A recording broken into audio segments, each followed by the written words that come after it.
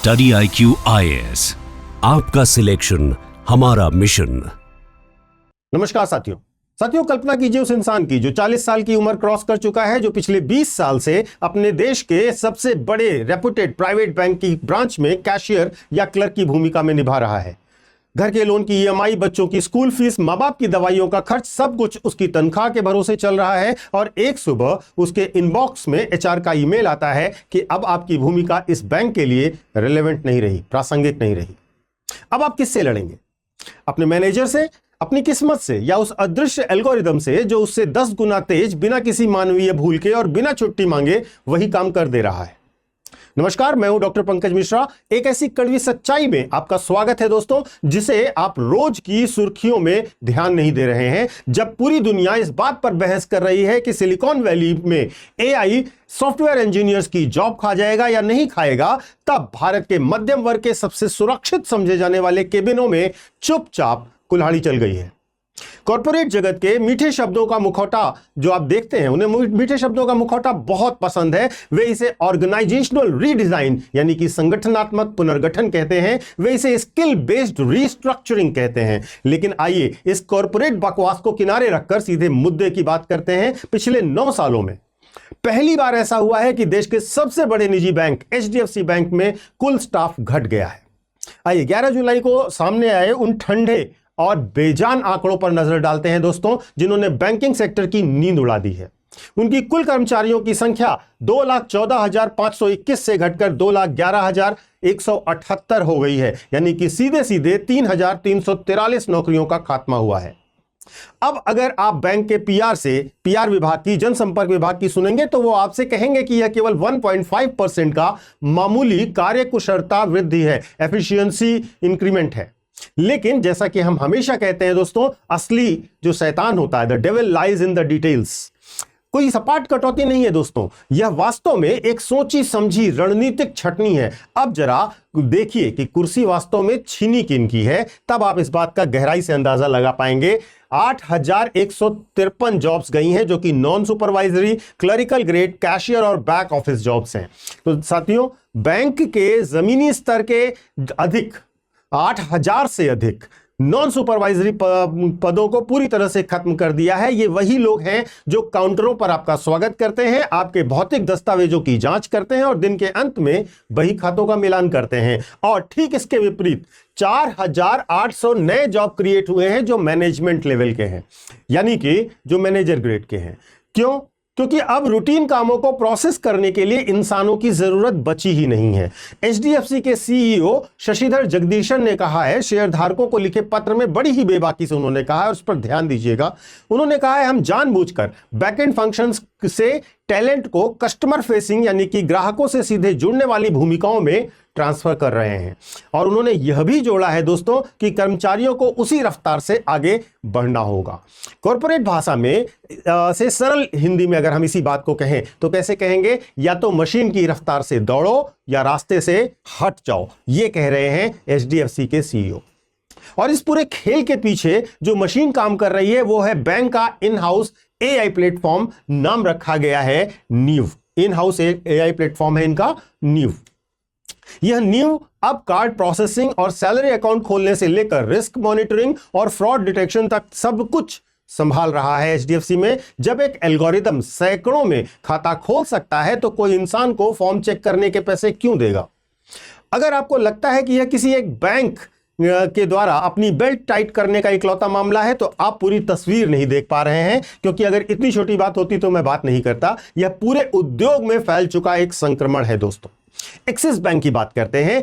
Axis bank ने भी इसी वित्तीय वर्ष में अपने वर्कफोर्स से 3,001 लोगों को चुपचाप बाहर का रास्ता दिखा दिया है। स्टैंडर्ड चार्टर ने पहले ही आधिकारिक तौर पर कह दिया है कि वे ऑटोमेशन के कारण 2030 तक अपनी वैश्विक कॉर्पोरेट भूमिकाओं में 15% की कटौती की योजना बना रहे हैं। वॉल स्ट्रीट के दिग्गज JP मॉर्गन चेस और सिटी ग्रुप खुलकर चेतावनी दे चुके हैं कि AI आगे आने वाले समय में मुख्य बैंकिंग ऑपरेशंस में इंसानों की जगह ले लेगा।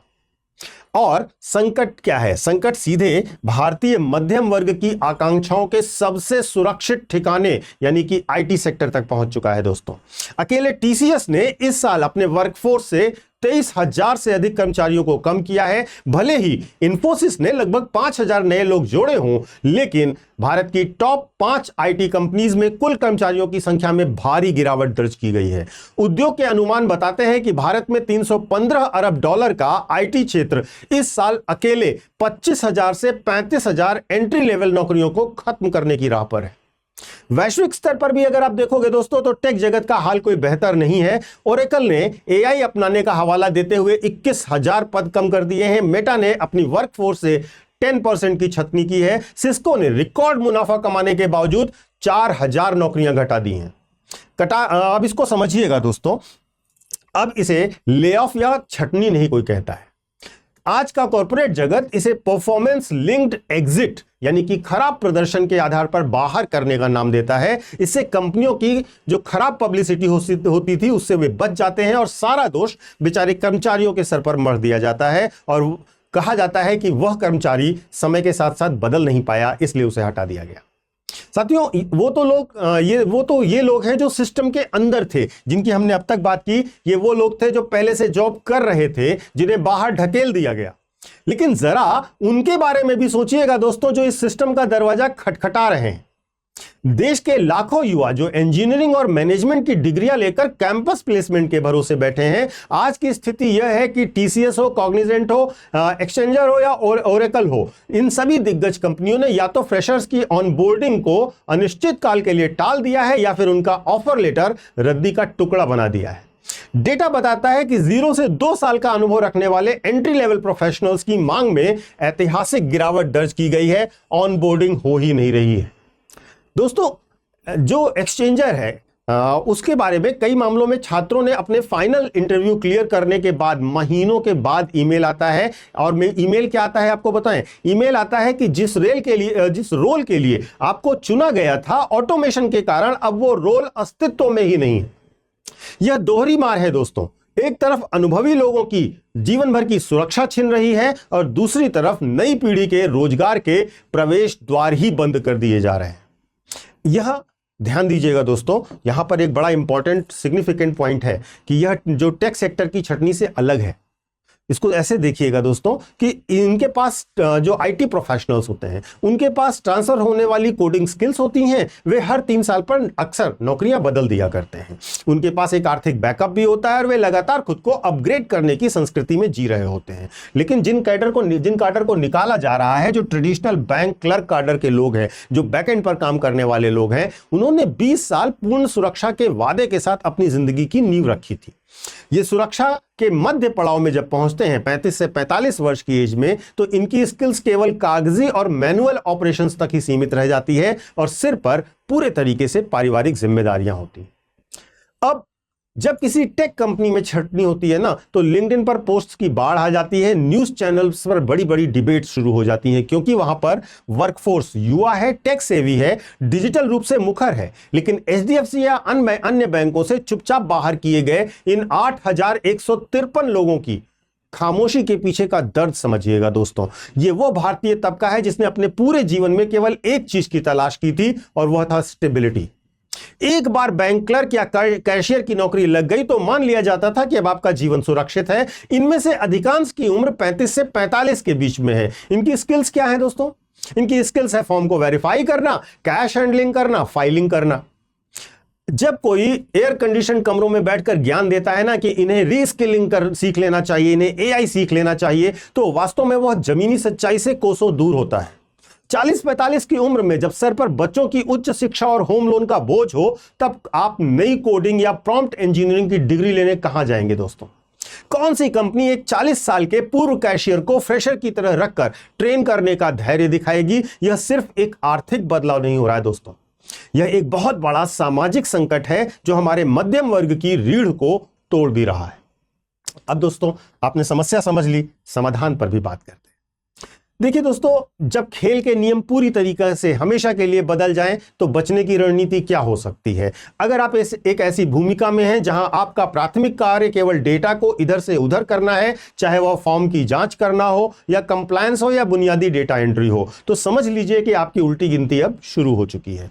सबसे व्यवहारिक तरीका यह नहीं है कि आप एआई को से एआई से उसी मैदान में मुकाबला करें, बल्कि आपको उन सेक्टर्स की ओर मुड़ना होगा जहां हाई टच ह्यूमन इंटरवेंशन यानी कि प्रत्यक्ष तौर पर मानवीय स्पर्श और जुड़ाव की जरूरत महसूस होती है। साथियों, विशेषज्ञ प्रशिक्षण की अगर हम बात करें, अगर हम स्वास्थ्य सेवा प्रबंधन की बात करें, अगर हम बुजुर्गों के देखभाल के इकोसिस्टम की बात करें और प्रीमियम हॉस्पिटैलिटी के क्षेत्र की बात करें, तो यह क्षेत्र इस वक्त तेजी से बढ़ रहा है। इन क्षेत्रों में आपसी बातचीत, सहानुभूति, संकट समाधान की आवश्यकता होती है और ये वे गुण हैं जहां बड़े से बड़े एआई मॉडल्स और ऑटोमेटेड एल्गोरिदम पूरी तरह से फेल हो जाते हैं। इसके लिए कंप्यूटर साइंस की मास्टर डिग्री की जरूरत नहीं है। इसके लिए आपको अपनी मानवीय और व्यवहारिक कुशलताओं को और धार देनी होगी।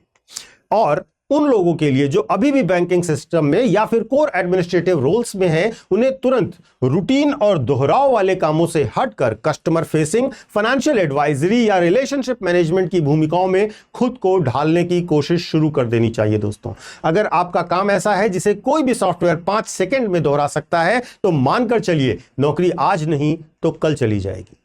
अगली बार जब कोई आपसे कहे ना दोस्तों कि आर्टिफिशियल इंटेलिजेंस केवल बड़े बड़े सॉफ्टवेयर डेवलपर्स या क्रिएटिव राइटर्स के लिए खतरा है, तो उन्हें एचडीएफसी की यह एनुअल रिपोर्ट थमा दीजिएगा। एल्गोरिदम सिर्फ सिलिकॉन वैली के टेक एक्सपर्ट्स को रिप्लेस नहीं कर रहा, यह आपके मोहल्ले की बैंक शाखा में बैठे उस क्लर्क की कुर्सी भी छीन रहा है, जो कि छीन चुका है। इनफैक्ट टेक प्रोफेशनल्स के पास कम से कम एक सेफ्टी नेट होता है, अच्छा खासा बैंक बैलेंस और नई जगह स्विच करने की क्षमता। लेकिन हमारा पारंपरिक जो ट्रेडिशनल मिडिल क्लास है, जो ऑटोमेशन के बावजूद इस चक्रव्यूह में फंस गया है, उसके पास ना तो अपनी जिंदगी भर की सीख को भूलकर कुछ नया सीखने का समय है, न जज्बा है और ना ही अपनी आवाज उठाने का कोई मंच है।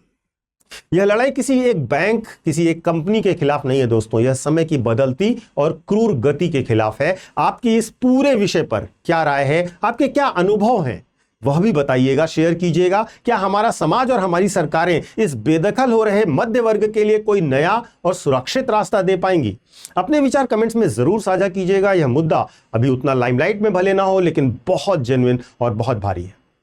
और अगर आपको यह विश्लेषणात्मक वीडियो और जानकारी अच्छी लगी हो और आंख खोलने वाली लगी हो, तो कृपया चैनल को सब्सक्राइब कीजिएगा। वीडियो को अपने फ्रेंड्स के साथ जरूर शेयर कीजिएगा, कम से कम उन लोगों के साथ जो लोग बैंकिंग सेक्टर से और इस तरीके की सर्विसेज से जुड़े हुए हैं, रिटेल बैंकिंग से, बैंक कॉर्पोरेट से या टेक सेक्टर से। चलिए मैं आपको एक छोटा सा अनाउंसमेंट दे देता हूं। जो बच्चे यूपीएससी की तैयारी कर रहे हैं, अगर उनका लक्ष्य 2027, 2028 या 2029 है, तो वे हमारे नए बैचेस से जुड़ सकते हैं। हमारे नए बैचेस जो है स्मार्ट मॉडल पर आधारित है और इस वक्त आप अगर एडमिशन लेते हैं तो सबसे बड़ी बात यह है कि आपको 7,999 रुपए यानी कि लोएस्ट प्राइस पर यह पूरा कोर्स मिल जाएगा।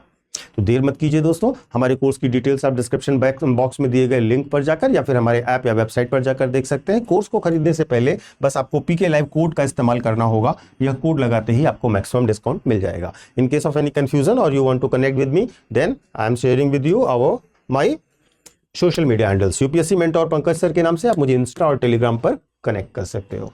Thank you so much. जय हिंद। स्टडी IQ IAS, आपका सिलेक्शन हमारा मिशन।